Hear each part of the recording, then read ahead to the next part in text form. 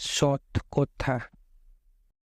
লাটু মহারাজের উপদেশামৃত। অধ্যায় নিবেদন। শ্রী শ্রী ঠাকুরের কৃপায় সৎ কথা আজ পুস্তক আকারে ভক্তবৃন্দের হস্তে উপহার স্বরূপ দিতে সমর্থ হইলাম। অনেক দিনের বাসনা ভগবানের দয়ায় পূর্ণ হইতে চলিল। এই অবসরে পূজ্যপাদ লাটু মহারাজের বা স্বামী অদ্ভুতানন্দের একটি কথা স্মৃতিপথে উদয় হইতেছে। তাহা এই, পূজ্যপাদ লাটু মহারাজের উক্তিগুলি লিপিবদ্ধ করিবার জন্য আমি প্রথম অনুরুদ্ধ হই। স্বামী শিষ্যা সংবাদ লেখক মান্যবর শ্রীযুত শরৎচন্দ্র চক্রবর্তী মহাশয় কর্তৃক। তিনি আমায় বিশেষভাবে এ বিষয়ে উৎসাহিত করেন, তো জন্য তাহার নিকট আমি চিরঋণী। তখন হইতে পূজ্যপাদ লাটু মহারাজের উক্তিগুলি সাধ্যমতো লিখিয়া রাখিতে যত্নবান হই। কিন্তু উহা তাহাকে গোপন করিয়াই লিখিতে হইত, কারণ তিনি উহা বিন্দুমাত্রও পছন্দ করিতেন না। তখন গ্রীষ্মকাল, রাত্রে ছাদের উপর বসিয়া মধ্যে মধ্যে ডায়েরি লিখিয়া থাকি। তিনি ইহা জানিতে পারেন, কিন্তু কিছুই বলেন নাই। একদিন হঠাৎ আমায় লক্ষ্য করিয়া বলিয়া উঠিলেন, তুমি বই ছাপাবে, তা আমি জানি। তখন রাত্রি 12টা। আমার মনে কিন্তু তখন ওরূপ কোনো ভাব ছিল না। তার কথাগুলি আমার ভালো লাগিল এবং উহা বেশ তত্ত্বপূর্ণও বটে। সময়ান্তরে বসিয়া পাঠ করিলে আনন্দ পাইব, এইরূপ ভাব লইয়াই লিখিতাম। কিন্তু ওই কথা শুনিবার পর আমারও মনে উক্তিগুলি যাহাতে ধারা বাহিক রূপে প্রকাশিত হইয়া সর্বসাধারণের কল্যাণে আসে, তাহার জন্য চেষ্টা করিতে থাকি। আমি এ কথা পূজ্যপাদ শ্রীমৎ শারদানন্দ স্বামীজি মহারাজকে পত্র দ্বারা জানাই এবং তিনিও অনুগ্রহপূর্বক আমাকে উক্ত কার্যে উৎসাহিত করেন, তো জন্য তাহার নিকট চিরকৃতজ্ঞ। অতঃপর পূজ্যপাদ লাটু মহারাজের কথামৃত তাহার বর্তমান কালেই সৎ কথা নামে সন 1323 সালের উদ্বোধনের পৌষ সংখ্যায় প্রথম প্রকাশ করি। তদবধি উহা ধারাবাহিক রূপে উদ্বোধনে প্রকাশিত হইয়া আসিয়াছে। সে কথা উক্ত পত্রিকার পাঠক মাত্রেই অবগত আছেন। উহাতে শ্রী শ্রী ঠাকুর, শ্রী শ্রী মা এবং শ্রী শ্রী ঠাকুরের সন্ন্যাসী ও গৃহী ভক্তগণ সম্বন্ধেও কথা আছে। পূজ্যপাদ লাটু মহারাজকে তাহার নিজ জীবনের কোনো কথা বলিতে আমরা কোনো দিন শুনি নাই। এ কথা পূজ্যপাদ স্বামী শারদানন্দজি প্রমুখ তাহার গুরুভ্রাতাগণও এক বাক্য বলিয়া থাকেন। এতএব তাহার সম্পূর্ণ জীবনী লেখা এক প্রকার অসম্ভব। তবে আমরা বিশেষ চেষ্টায় আছি, যদি সুবিধা হয় পরে উহা সকলের গোচরীভূত করিতে চেষ্টা করিব। এখন শ্রী ভগবানের ইচ্ছা, সে জন্য তাহার শ্রীমুখে যে সকল কথা তাহার নিজ জীবন সম্বন্ধে ঘটনাক্রমে শুনিতে পাইয়াছি, উহা কোনরূপ বিশেষ প্রয়োজনীয় না হইলেও সৎ কথায় সন্নিবেশিত করিলাম, তো জন্য পাঠকবর্গের নিকট ক্ষমা প্রার্থনা করি। আরও এক কথা, সৎ কথা তাড়াতাড়ি ছাপা হওয়ায় ভালো করিয়া শ্রেণীবদ্ধ করা হয় নাই। তদ্ব্যতীত এত অল্প কথা শ্রেণীবদ্ধ করাও সম্ভবপর নহে। এতএব শ্রী শ্রী ঠাকুরের দয়ায় ইহার দ্বিতীয় সংস্করণ প্রকাশ করিবার যদি সুযোগ উপস্থিত হয়, তখন উহা করিবার ইচ্ছা রহিল। উপসংহারে বক্তব্য এই যে, বসুমতীর স্বত্বাধিকারী শ্রীযুত সতীশচন্দ্র মুখোপাধ্যায় মহাশয় এই সৎকথা বিনামূল্যে ছাপাইয়া দিয়াছেন, তো জন্য তাহাকে আন্তরিক ধন্যবাদ জ্ঞাপন করিতেছি। আশা করি সৎকথা সকলের সৎপথের সহায়ক হইবে। ইতি গ্রন্থকার। বিশেষ দ্রষ্টব্য: সৎকথার বিক্রয়লব্ধ অর্থ কাশীধামে পূজ্যপাদ লাটু মহারাজের স্মৃতি মন্দিরে যাইবে। অধ্যায়: শ্রী শ্রী লাটু মহারাজ। বিগত 11 বৈশাখ সন 1327 সাল, ইংরাজি 24 এপ্রিল 1920 খ্রিস্টাব্দ দিবা দ্বিপ্রহরের সময় শ্রী শ্রী রামকৃষ্ণ পরমহংসদেবের অন্যতম অন্তরঙ্গ সন্ন্যাসী শিষ্য শ্রীমৎ স্বামী অদ্ভুতানন্দ ভক্তমণ্ডলীকে সুখসাগরে ভাসাইয়া কাশীধামে মহাসমাধি যুগে নশ্বর দেহ পরিত্যাগ করত শ্রী গুরু পদপ্রান্তে চলিয়া গিয়াছেন।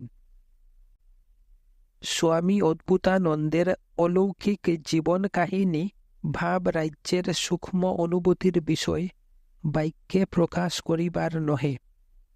তথাপি তাহার পুণ্য স্মৃতির উদ্দেশ্যে ভক্তি পুষ্পাঞ্জলি স্বরূপ 2-4 কথা লেখা আমাদের কর্তব্য। ঝাপড়া জেলায় কোনো দরিদ্র পিতা মাতার গৃহে ইনি জন্মগ্রহণ করেন।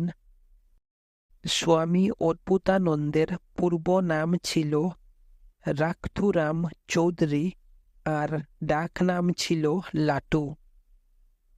বাল্যে পিতৃমাতৃহীন হওয়ায় ইনি চাকুরির সন্ধানে কলিকাতা আগমন করেন এবং সিমলার রামচন্দ্র দত্তের গৃহে সাধারণ হিন্দুস্তানি বেয়ারারা যে সকল কাজ করিয়া থাকে সেই সকল কাজ করিতে নিযুক্ত হন। রামবাবু তখন দক্ষিণেশ্বরে শ্রী শ্রী ঠাকুরের নিকট যাতায়াত করিতেন। সুতরাং মধ্যে মধ্যে শ্রীযুত লাটুকে দিয়া তিনি শ্রী শ্রী ঠাকুরের নিকট ফল মিষ্টান্ন আদি পাঠাইয়া দিতেন। এই রূপে তিনি ঠাকুরের দর্শন লাভে কৃতার্থ হন। অন্তর্দৃষ্টি সম্পন্ন ঠাকুর কিন্তু তাহার জনৈক ভক্ত ভৃত্যবেশে উপস্থিত হইলেও শ্রীযুত লাটুকে নিজ অন্তরঙ্গ বলিয়া চিনিয়াছিলেন এবং তাহাকে আবার আসিবার জন্য অনুরোধ করিয়াছিলেন। শ্রীযুত লাটু কি জানি কেন এই অপরিচিতের প্রতি অন্তরে অন্তরে আকৃষ্ট হইয়াছিলেন।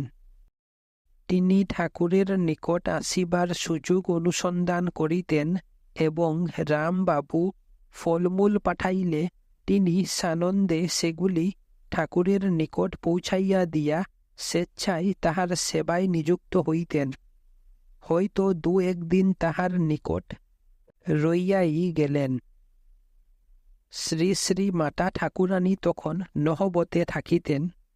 স্বভাবত লজ্জাশীলা হইলেও বাড়ির চাকর বাকরের নিকট স্ত্রীলোকেরা লজ্জা সংকোচ করে না। শ্রী শ্রী মাতা ঠাকুরানীও তাই বালক লাটুকে দেখিয়া সংকুচিতা হইতেন না, বরং তাহার দ্বারা জল আনা, ময়দা ঠেসা, বাজার করা প্রভৃতি ছোটখাটো কাজগুলি করাইয়া লইতেন। শ্রীযুত লাটু সানন্দে উহা সম্পন্ন করিয়া আপনাকে কৃতার্থ জ্ঞান করিতেন। এই রূপে দিন যায়। অবশেষে শ্রী শ্রী ঠাকুর একদিন রামবাবুর নিকট শ্রীযুত লাটুকে নিজের কাছে রাখিয়া দিবার ইচ্ছা প্রকাশ করিলেন। ইহাতে রামবাবু এবং লাটু উভয়ই সানন্দে স্বীকৃত হইলেন এবং শ্রীযুত লাটু সেই দিন হইতে ঠাকুরের নিকট থাকিয়া গেলেন। শ্রীরামকৃষ্ণের সন্ন্যাসী শিষ্যগণের মধ্যে এইরূপ ইনি সর্বপ্রথম গৃহত্যাগ করিয়া শ্রী গুরু সেবায় মনপ্রাণ অর্পণ করিলেন। শ্রীযুত লাটু বড় কীর্তন ভালোবাসিতেন। তাহার রামবাবুর বাটিতে অবস্থানকালে আমরা ইহার পরিচয় পাই। শোনা যায়, রাস্তা দিয়া কীর্তন সম্প্রদায় যাইলে তিনি কাজকর্ম ভুলিয়া উন্মত্তের ন্যায় ছুটিয়া গিয়া তাহাতে যোগদান করিতেন এবং বহুক্ষণ তাহাতে মাতিয়া থাকিতেন। তাহার এই রূপ কার্য অবহেলার জন্য তাহাকে মধ্যে মধ্যে তিরস্কারও সহ্য করিতে হইত। দক্ষিণেশ্বরে প্রায়ই সংকীর্তন হইত এবং শ্রীযুত লাটু ও অন্যান্য ছেলেরা তাহাতে যোগ দিয়া মহা উল্লাসে নৃত্যাদি করিতেন। ছেলেদের অনুরাগ দেখিয়া ঠাকুর শ্রী শ্রী জগন্মাতার নিকট প্রার্থনা করিয়াছিলেন, মা, এদের একটু ভাবটাপ হোক। আবার শুদ্ধ থাকিলে অল্প অভ্যাসে ফল দেখা যায়। ক্ষেত্রেও তাহাই হইল। শ্রী শ্রী ঠাকুরের প্রার্থনার কিছুদিন পরেই শ্রীযুত লাটুর ও অপর কাহারু কাহারু ভাব হইতে লাগিল। এই রূপে ঠাকুরের পূত সঙ্গে ও তাহার আন্তরিক সেবায় শ্রীযুত লাটু দিন দিন আধ্যাত্মিক উন্নতি লাভ করিতে লাগিলেন। ক্রমশ ঠাকুর তাহাকে ধ্যান ধারণাদি উচ্চ উচ্চ বিষয়ে শিক্ষা দিতে লাগিলেন। শ্রীযুত লাটু তখন সমস্ত দিন খাটিয়া খুটিয়া সন্ধ্যার সময় ঘুমাইয়া পড়িতেন। একদিন ইহা ঠাকুরের চক্ষে পড়ায় তিনি তাহাকে বলিলেন, সে কি রে, সন্ধ্যায় ঘুম কি রে? সন্ধ্যায় ঘুমুবি তো ধ্যান ধারণা করবি কখন? ব্যাস, ইহাই যথেষ্ট। সেই দিন হইতে তিনি যে রাত্রে নিদ্রা ত্যাগ করিলেন, জীবনের শেষ দিন পর্যন্ত সেই অভ্যাস রক্ষা করিয়াছিলেন।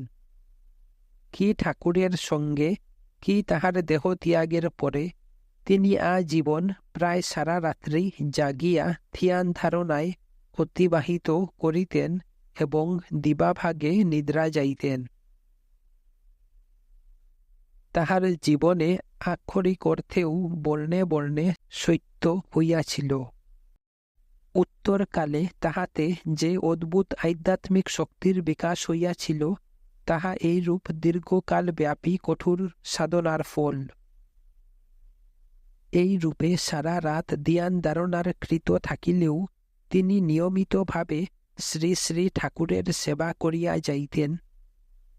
যখন ঠাকুর অসুস্থ হইয়া শ্যামপুকুরে ও কাশীপুর উদ্যানে ছিলেন, তখনও তিনি বরাবর তাহার সেবার নিযুক্ত ছিলেন এবং এই সময়ে যখন ঠাকুর তাহার ত্যাগী যুবক শিষ্যমণ্ডলীকে সন্ন্যাস ও গেরুয়া বস্ত্র দান করেন, তখন ইনিও তাহার কৃপা লাভে বঞ্চিত হন নাই। শ্রী শ্রী ঠাকুরের দেহ ত্যাগের পর যখন তাহার যুবক ত্যাগী শিষ্যগণ কিছুদিনের জন্য গৃহে ফিরিয়া গিয়া পাঠাদি সমাপ্ত করিয়া আসিবেন, কি এখনই সংসার ত্যাগ করত সাধন ভোজনে রত থাকিয়া শ্রী গুরু প্রদর্শিত পথে চলিবেন, এই সংশয় দোলায় তুদুলুমান তখন সর্বপ্রথম শ্রীযুত লাটু, তারক ও বুড়ো গোপাল তিনজনের বাড়িঘরের সহিত সমস্ত সম্বন্ধ ইতিপূর্বেই বিচ্ছিন্ন হওয়ায় ও তাহাদের মাথা গুজিবার স্থান না থাকায় তাহাদের থাকিবার জন্য বরাহনগরে একটি বাড়ি ভাড়া করা হয়। ইহাই হইল বরাহনগর মঠের সূত্রপাত।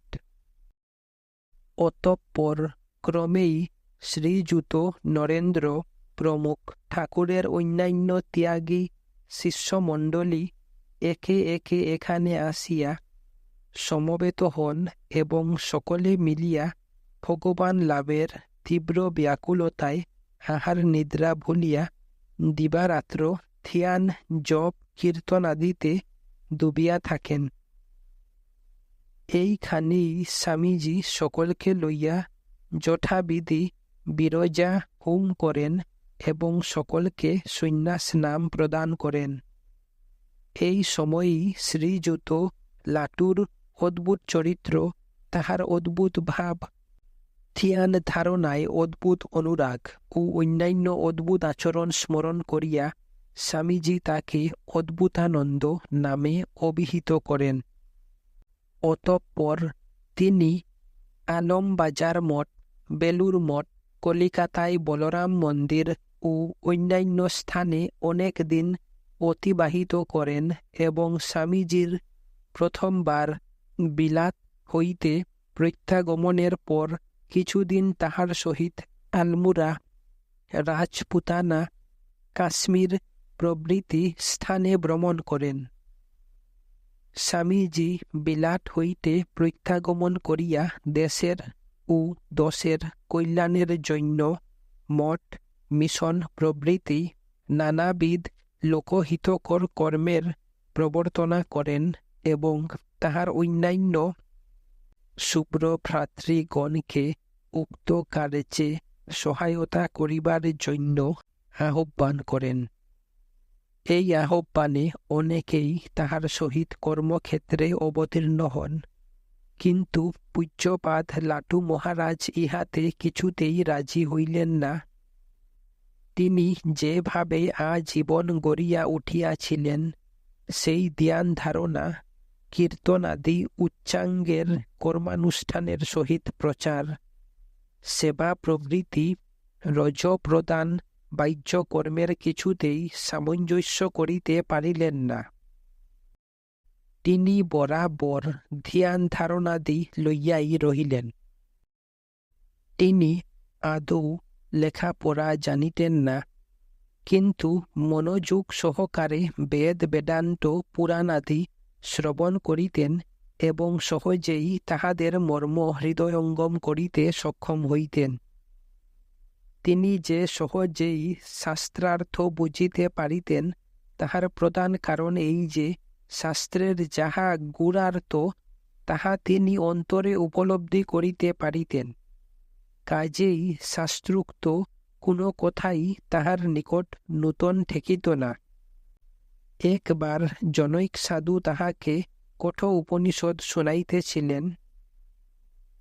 যেমন তিনি পাঠ করিলেন, তখন তিনি ধ্যানের শিষ্টা যেমন অতি সন্তর্পণে ধৈর্য সহকারে খড় হইতে পৃথক করা যায়, সেইরূপ ধৈর্য সহকারে অন্তরাত্মাকে দেহ হইতে পৃথক করিবে, এই কথাটি শুনিয়া বড়ই খুশি হইয়া বলিয়াছিলেন, এই ঠিক বলেছে। তাহার এইরূপ অবস্থা লাভ হইয়াছিল বলিয়াই তিনি সহজে এই দুর্বোধ্য কথাটি হৃদয়ঙ্গম করিতে পারিয়াছিলেন। মোট কথা, তিনি অপরের নিকট শুনিয়া শুনিয়া সমস্ত বিষয়েই এমন একটা সুচিন্তিত সিদ্ধান্তে উপনীত হইয়াছিলেন যে আধুনিক ইংরাজি শিক্ষায় শিক্ষিত ব্যক্তিগণও তাহাকে যে কোনো বিষয়ে প্রশ্ন করিলে তিনি তাহার এমন একটি সুন্দর উত্তর দিতেন, যাহাতে সকলেই চমৎকৃত হইয়া যাইত। তাহার মীমাংসা হয়তো অপরের সহিত না মিলিতে পারে, কিন্তু তিনি যে দিক হইতে প্রশ্নটির উত্তর দিতেন, সেই দিক দিয়া বিচার করিয়া দেখিলে উহা যে বাস্তবিকই খুব বুদ্ধিমানের মতো উত্তর, এ বিষয়ে কাহারও সন্দেহ থাকিতে পারে না। উদ্বোধনের পাঠকবর্গও ইহার কিঞ্চিৎ পরিচয় পাইয়াছেন। কিছুদিন পূর্বে উদ্বোধনে ধারাবাহিক রূপে সৎকথা শীর্ষক যে সকল অমূল্য উপদেশ বাহির হইয়া গিয়াছে, সেগুলি ইহারই প্রদত্ত উপদেশ ও কথাবার্তা হইতে সংকলিত। শ্রদ্ধাস্পদ গিরিশ বাবুর ভ্রাতা শ্রীযুত অতুল বাবু বলিতেন, শ্রী শ্রী ঠাকুরের মিরেকেল যদি দেখিতে চাও তবে লাটু মহারাজকে দেখো। এর চেয়ে বড় মিরাকেল আমি আর কিছু দেখিনি। পূজ্যপাদ স্বামীজিও বলিতেন, লাটু যেরূপ পারিপার্শ্বিক অবস্থার মধ্যে হইতে আসিয়া অল্প দিনের মধ্যে আধ্যাত্মিক জগতে যতটা উন্নতি লাভ করিয়াছে, আর আমরা যে অবস্থা হইতে যতটা উন্নতি করিয়াছি, এত দুবয়ের তুলনা করিয়া দেখিলে সে আমাদের অপেক্ষা অনেক বড়। আমরা সকলেই উচ্চ বংশজাত এবং লেখাপড়া শিখিয়া মর্জিত বুদ্ধি লইয়া ঠাকুরের নিকট আসিয়াছিলাম। লাটু কিন্তু সম্পূর্ণ নিরক্ষর। আমরা ধ্যান ধারণা ভালো না লাগিলে পড়াশোনা করিয়া মনের সে ভাব দূর করিতে পারিতাম। লাটুর কিন্তু অন্য অবলম্বন ছিল না। তাহাকে একটি মাত্র ভাব অবলম্বনেই আজীবন চলিতে হইয়াছে। কেবলমাত্র ধ্যান ধারণা সহায় লাটু যে মস্তিষ্ক ঠিক রাখিয়া অতি নিম্ন অবস্থা হইতে উচ্চতম আধ্যাত্মিক সম্পদের অধিকারী হইয়াছে, তাহাতে তাহার অন্তর্নিহিত শক্তি ও শ্রী শ্রী ঠাকুরের তাহার প্রতি অশেষ কৃপার পরিচয় পাই। লাটু মহারাজের একটি বিশেষত্ব ছিল সকলের সহিত প্রাণ খুলিয়া মেলামেশার ভাব। তাহার কিছুমাত্র অভিমান ছিল না। বালক, বুদ্ধ, যুবা সকলেই তাহাকে লইয়া আনন্দ করিত ও তাহার নিকট হইতে ছুলা ভাজা, হালুয়া প্রভৃতি প্রসাদ পাইবার জন্য ভিড় করিত। তিনি খুব সরল, তেজস্বী ও স্পষ্ট বক্তা ছিলেন। শেষ জীবন তিনি বিশ্বনাথের চরণ প্রান্তে অতিবাহিত করিবার জন্য কাশী গমন করেন। এই বৃদ্ধ বয়সেও তিনি পূর্বের ন্যায় সারা রাত্রি ধ্যান ধারণা করিতেন, অথচ আহার বিহারে কিছুমাত্র লক্ষ্য করিতেন না। সর্বদাই যেন একটা ভাবে থাকিতেন। ভগবৎ প্রসঙ্গ ছাড়া অন্য প্রসঙ্গ তাহার নিকট বড় একটা শোনা যাইত না। শ্রীরামকৃষ্ণ ও বিবেকানন্দের কথা বলিতে বলিতে তিনি আত্মহারা হইয়া যাইতেন। ভক্তবৃন্দ মন্ত্রমুগ্ধের ন্যায় তাহার কথা অমৃত পান করিত। অবশেষে তিনি সকলকে প্রসাদ দিয়া বিদায় দিতেন। এই রূপে কঠোর তপশ্চরণ, নামমাত্র আহার ও অনিদ্রায় তাহার বৃদ্ধ শরীর দিন দিন ক্ষীণ হইয়া অবশেষে কঠিন রোগাক্রান্ত হইয়া পড়ে। গত 2-3 বৎসর হইতে তিনি অজীর্ণ ও উদারময় রোগে ভুগিতেছিলেন। কিন্তু তিনি শরীরের দিকে আদৌ নজর দিতেন না। শরীর ধারণ বিড়ম্বন, এই কথাটি প্রায়ই তাহার মুখে শোনা যাইত। ইদানিং অধিকাংশ সময় ধ্যানস্থ হইয়া থাকিতেন। ইচ্ছা হইত তো কাহারও সহিত কথা কহিতেন, নতুবা চুপচাপ থাকিতেন। দেহত্যাগের প্রায় 1 বৎসর পূর্বে তাহার পায়ে একটা ফুসকা হইয়া ঘা হয়। তিনি উহার বিশেষ কোনো যত্ন লইতেন না।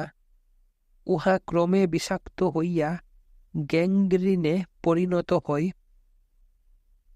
উপর্যুপরি 4 দিন প্রত্যহ 2-3টা করিয়া তাহার শরীরে অস্ত্র করা হইয়াছিল, কিন্তু কি আশ্চর্য, তাহার একটুকু বিকার নাই, যেন অপর কাহারও শরীরের উপর অস্ত্র চালনা করা হইতেছে। এরূপ দেহ জ্ঞান রাহিত্য মানুষের সম্ভবে না। তাহার মন, জীব জগৎ, এমনকি নিজের অতি প্রিয় দেহ ছাড়িয়া ঊর্ধ্বে, বহু ঊর্ধ্বে সেই পরম আনন্দময় সত্য শিব সুন্দরের ধ্যানে তন্ময় হইয়া থাকিত। তাহার শেষ সময়ের সংবাদ নিম্ন উদ্ধৃত পূজনীয় তুরীয়ানন্দ স্বামীজীর পত্রে পাঠকবর্গ আরও সুন্দর রূপে অবগত হইবেন। প্রিয় বর, লাটু মহারাজের অন্তিম সংবাদ আপনি তার যুগে অবগত হইয়া থাকিবেন। এমন অদ্ভুত মহাপ্রয়াণ প্রায় দেখা যায় না। ইদানিং সর্বদাই অন্তর্মুখ থাকিতেন লিখিয়াছি। অসুখের সময় হইতে একেবারে ধ্যানস্থ ছিলেন। ভ্রূমধ্যস্থ দৃষ্টি, সকল বাহ্য বিষয় হইতে একেবারে সম্পূর্ণ উপরত, সদা সচেতন, অথচ কিছুরই খবর রাখিতেন না। একদিন ড্রেসিং হইতেছে, আমাকে জিজ্ঞাসা করিলেন, কি অসুখ, ডাক্তাররা কি বলিতেছে? আমি বলিলাম, অসুখ তেমন কিছু নহে, খালি দুর্বলতা। না খেয়ে শরীরপাত করিয়াছ, এখন আর লড়িবার ক্ষমতা নাই। একটু খেয়ে জোর করিলেই সব সারিয়া যাইবে। তাহাতে লাটু মহারাজ বলিলেন, শরীর গেলেই তো ভালো।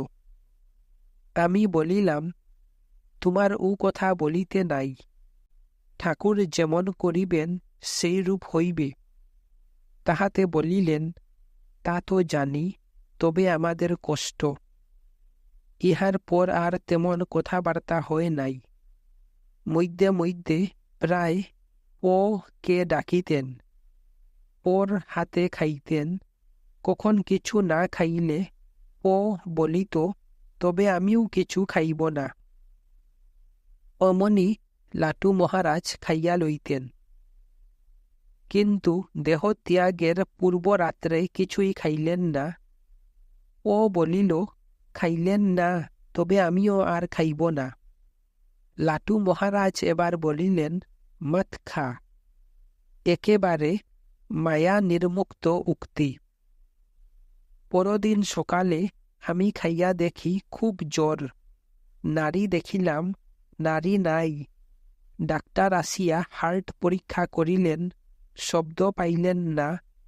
টেম্পারেচার 102, বেশ জ্ঞান, তবে কোনো বাহ্য চেষ্টা নাই।